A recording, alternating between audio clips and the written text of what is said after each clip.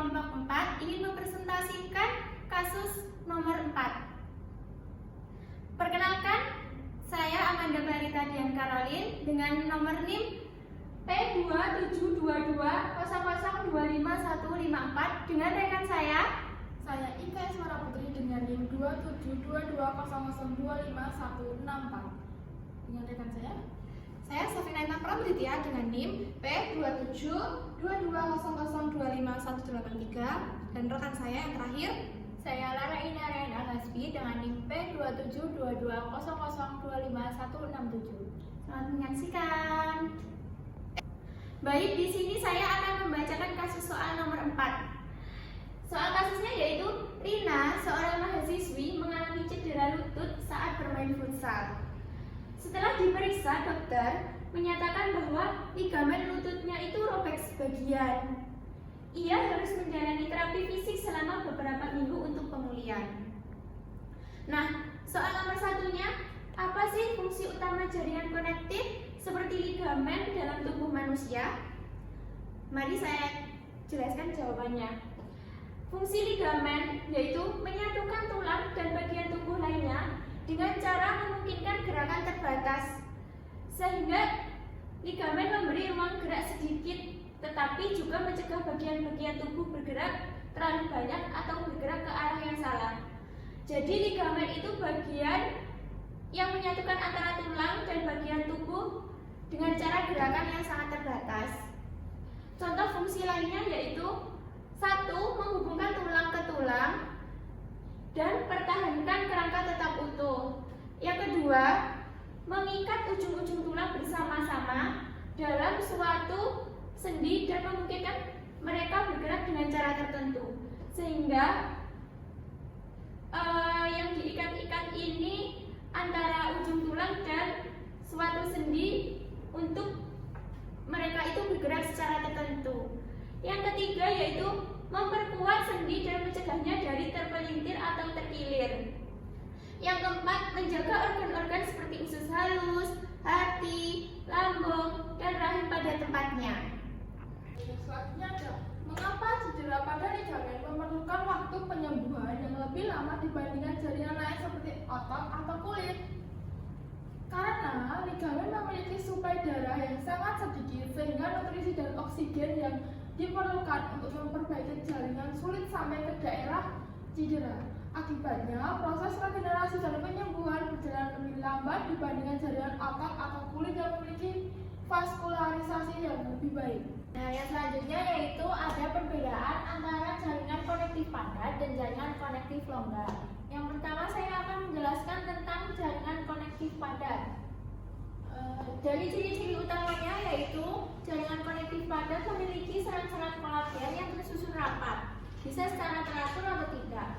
Jumlah sel relatif sedikit, begitu juga dengan cairan antar selnya. Dan yang ketiga, struktur lebih kuat dan tidak mudah berubah bentuk.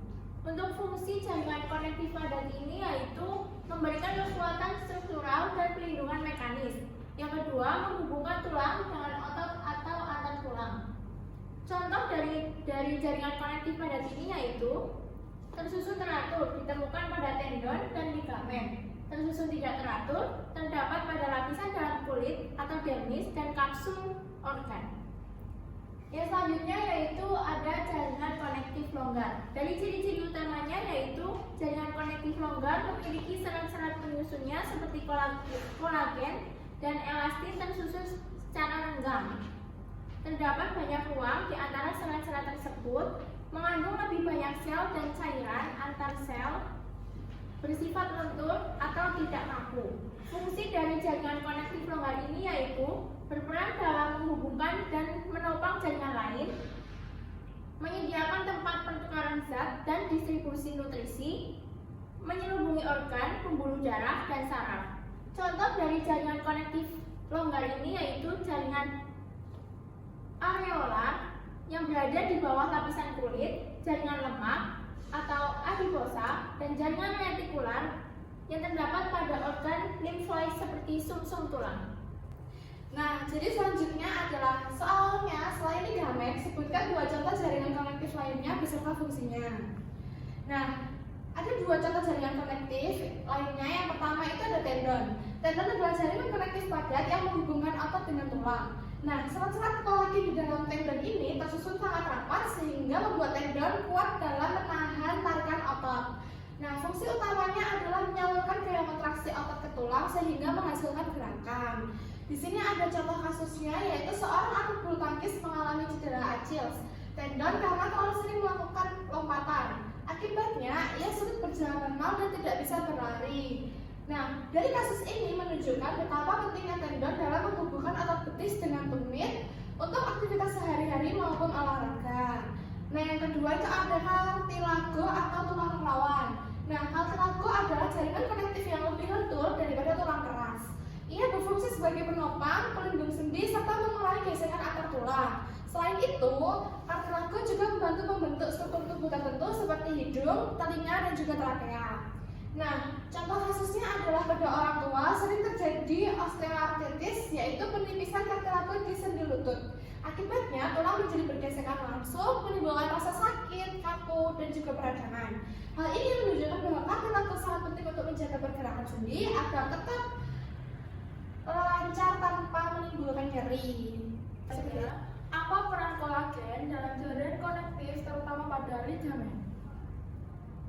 Peran kolagen dalam jaringan konektif secara umum, kolagen merupakan protein utama yang menyusun serat dalam jaringan ikat. Fungsinya antara lain yang pertama, memberikan kekuatan struktural dan sedikit elastisitas. Yang kedua, membantu mempertahankan bentuk serta menyokong jaringan atau organ. Dan yang terakhir ada berperan dalam proses pemulihan dan pembentukan jaringan baru setelah cedera. Ligamen adalah jaringan ikat padat yang menghubungkan satu tulang dengan tulang lainnya, terutama di area persendian.